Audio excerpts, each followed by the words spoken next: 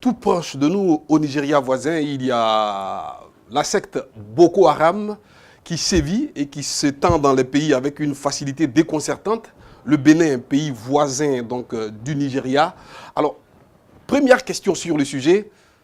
Lorsqu'on appelle la secte Boko Haram une secte islamiste, vous, pratiquant de l'islam, est-ce que vous trouvez que c'est gênant? C'est vraiment gênant parce que les pratiques n'ont rien à voir avec les valeurs prônées par l'islam.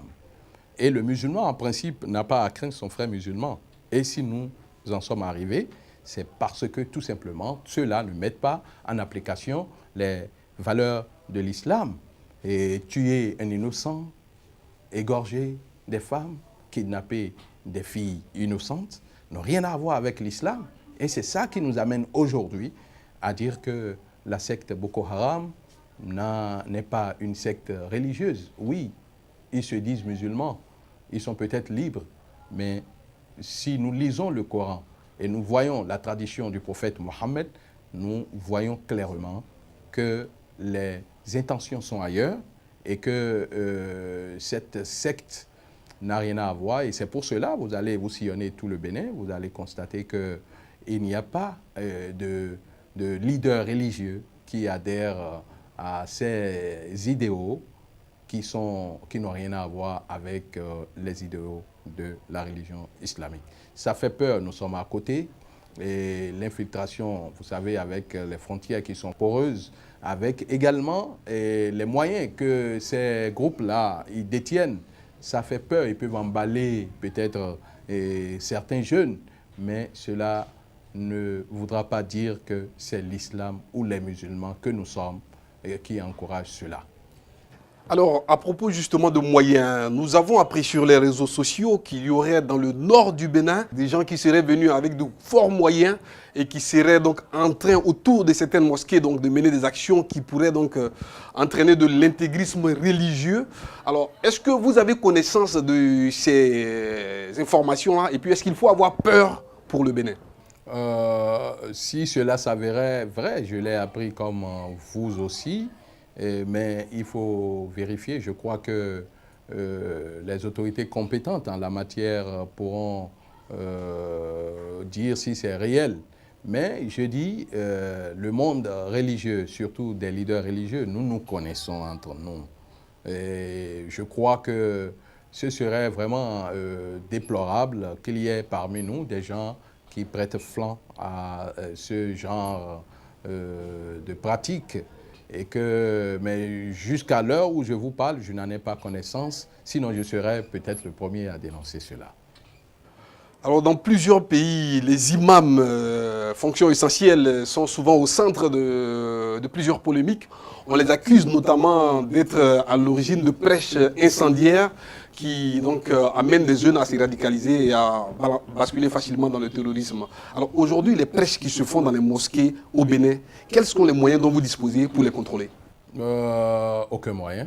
Aucun moyen, mais seulement nous avons un réseau entre nous qui fonctionne bien. Nous sommes avec les réseaux sociaux, nous sommes en contact et nous échangeons. Et je crois que de façon générale, c'est le pacifisme quand même qui est prôné et l'enseignement surtout de la cohabitation pacifique et également est de mise. Et donc, je crois que, bon, de façon générale, hein, du sud jusqu'au nord, il n'y a rien à craindre parce que ce sont des gens qui ont fait des écoles quand même où l'enseignement réel de l'islam a été enseigné. Je crois que si quelqu'un s'adonne à l'argent et tourne dos à son enseignement et à sa foi, je crois qu'il en sera responsable. Le Coran reconnaît le djihad, un terme qui aujourd'hui est malheureusement associé au terrorisme. Alors, vous, quel est votre commentaire là-dessus? Non, je crois que c'est, comme vous l'avez dit, c'est un thème galvaudé. Sinon, le djihad, ça signifie tout simplement le sacrifice. Étymologiquement en arabe, ça veut dire le sacrifice. Maintenant, ça dépend maintenant des moyens que l'on utilise pour se sacrifier pour la cause de Dieu. C'est de ça qu'il s'agit. Mais il y a le djihad également qui est guerrier. Mais ce djihad guerrier n'est pas offensif, il est plutôt défensif. Et le droit de la défense est reconnu quand même dans toutes les lois de ce monde. Et donc, je crois qu'il ne faut pas mélanger torchon et mouchoir. Et c'est deux choses différentes.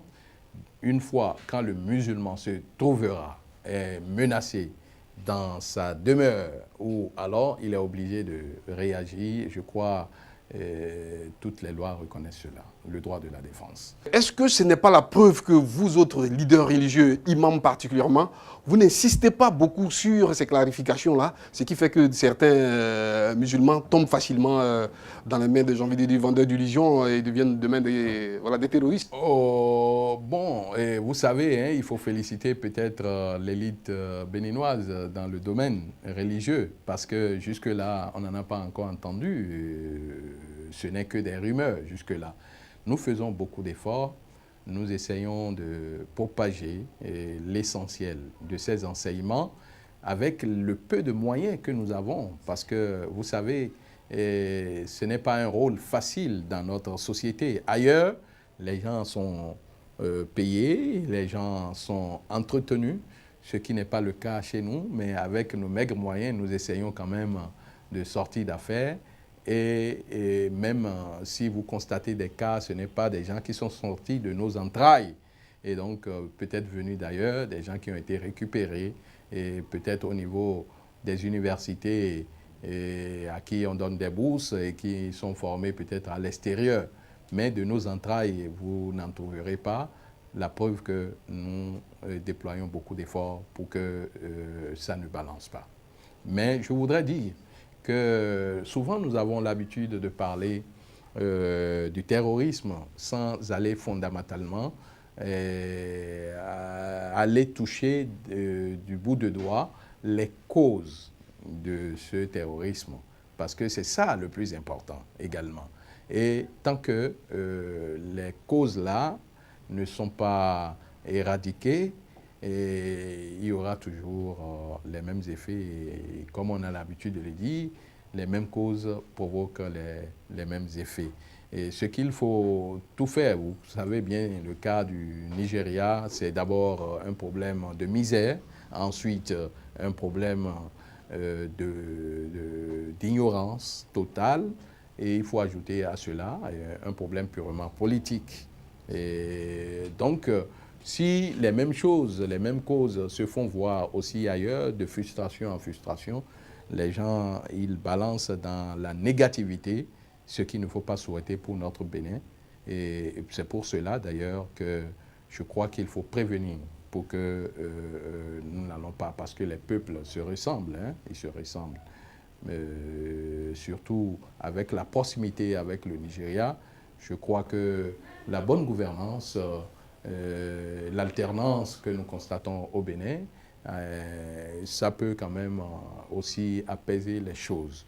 Mais avec beaucoup de corruption et de gabegie qu'on a constaté, souhaitons que cela ne continue pas. Il faut mettre un arrêt à cela. Sinon, ça peut provoquer des gens qui réagissent, mais au nom d'une religion donnée, pour pouvoir avoir beaucoup du monde derrière afin de mener leur lutte. Je crois que c'est ce qui se passe en réalité au Nigeria.